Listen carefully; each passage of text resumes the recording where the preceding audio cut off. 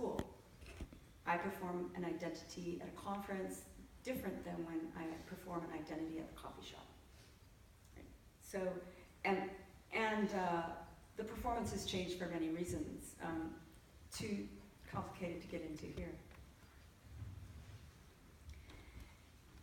That they are continuously dialogic is it's a premise that you just have to accept about symbolic interactionism, which allows you then to study the process of social construction rather than the fact that social construction exists.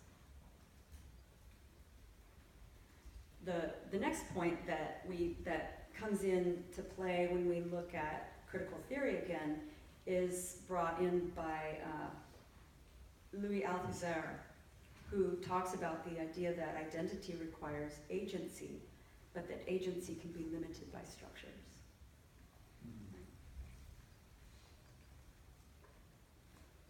Saussure also tells us that identity requires difference.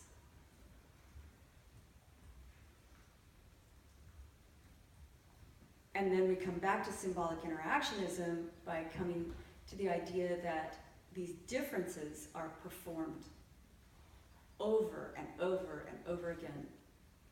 So you distinguish yourself as something by not being something else. So for example, Judith Butler would tell us that identities are constantly and repeatedly done. She would say specifically, gender is constantly done on a daily basis, over and over again, and then that action brings into effect that which it names.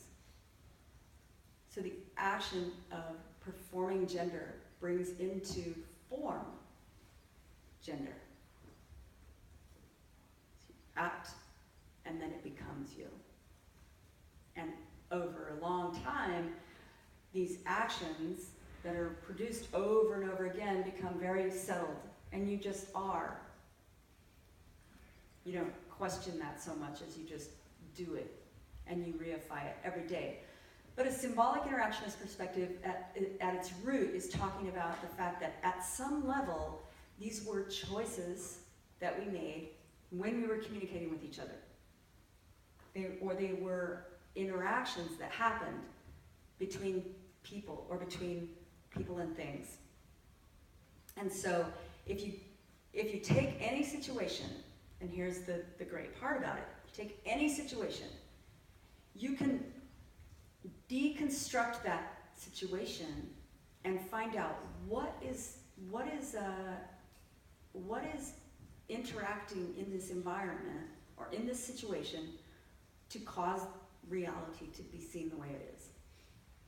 Okay, you can deconstruct it and you can say, and you could look at this room, for example, what are all the things that are at play right here?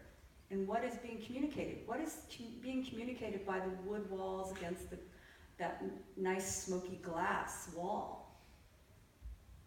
What does it mean that I see nothing but wall? You are very cut off from me. What does it mean? What is being communicated when I have this long desk in front of me? It's a barrier, and I'm supposed to stand behind it because here's where the technology is and here's where the computer is, right? How are the objects in this room communicating to me? How are they creating a specific situation that enables me to do certain things and constrains me from doing others? Your possibilities for interacting in this space are very limited, but mine are a little bit as well. My possibilities for interacting with you are very hierarchically driven. I have a microphone, my voice is not only more dominant, but it's amplified. That means I have a lot of power, but I can literally not reach Alberto sitting in the 5th row. Can't talk very easily to Anna Katlina in the second to the last row, right? Because the structures are making a symbolic gesture toward me, right? What is it saying? Anna Katlina is very far away from me. What does that maybe communicate about our position? she's higher than me. Does that mean that she's got more power? Not in this case, right? Because I have the louder microphone. So, in any case, what we can do when we start to look at the symbolic interaction as foundations for reality is we can start to look at what are the symbols and how are they being used or operating as part of an interaction. And then we can look at our devices, and we can look at platforms as symbolic interactions, right? So what does this say? This device. What kind of communication possibilities are made available with the like button in Facebook? Why did Facebook add all other 5 of those crazy buttons? Because people were disappointed year after year that they couldn't dislike anything. All you could do was like. So the symbolic interaction as possibilities with others via Facebook was very constrained. It still is constrained. All you can do is choose from those 5 things if you want to just push a button to respond. Otherwise, you got to write a text or write a comment or comment in some way. But, it used to be you could only like something. Now you can like or dislike or, be angry about or whatever the other emotions are, right? It could be sobbing, laughing a lot. I don't know. I don't use them. I still use only the like button. So there's lots of value in being able to say the symbolic interactionist process is one that just sort of at its base says we are interacting and that creates reality. Boom. But then, break apart a situation like this room, or break apart a platform like Facebook, and you could start to identify what are those things that are interacting. It's not just people interacting with people, although that's an important part of it, but there are things that are being interacted with in between those people as well. That's the beauty of the symbolic interactionist tradition, in my opinion. A couple of other people you might want to know about then is that the Irving Goffman and his ideas about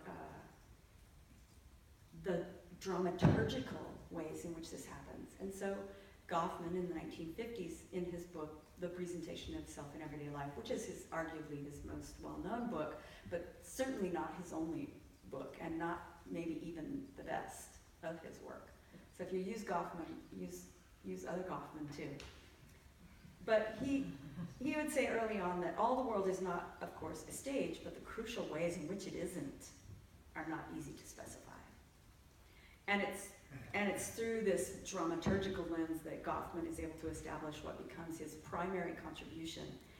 And his genius is in exploring how social arrangements themselves and the actual physical co-presence of people, but the social arrangements themselves, or the interaction order, shapes the organization of the self.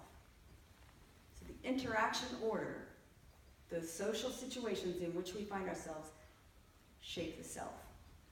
That the self is not something that lives inside you and just it has always been that way. But the self only emerges and continually emerges and morphs and changes all the time in the interaction order. Every time you push the like button, then, according to this theoretical premise, your self is being transformed in some small way. That is an interesting question to think, how? Because it doesn't seem like I'm different just because I pushed a like button. But if you push a like button 5,000 times a week, that might be interesting. Or let's say that Facebook only presents you with all the good news. Like there's no dislike button. So now you become a person who only likes things, and when you don't like something, you don't say anything. What kind of people are we becoming that we only like things? I mean, sure, we could dislike now, but how many of us really do? Have we been trained now through this repetitive symbolic interaction to be likers? Or don't say anything?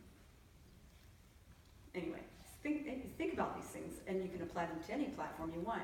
and you can start to get it. What are those really micro processes that are constructing the reality of who you are and who we are and what our society is becoming? I'm going to skip over a little bit of this just because you don't need to necessarily get more into this. If you don't know a lot about symbolic interactionism, it's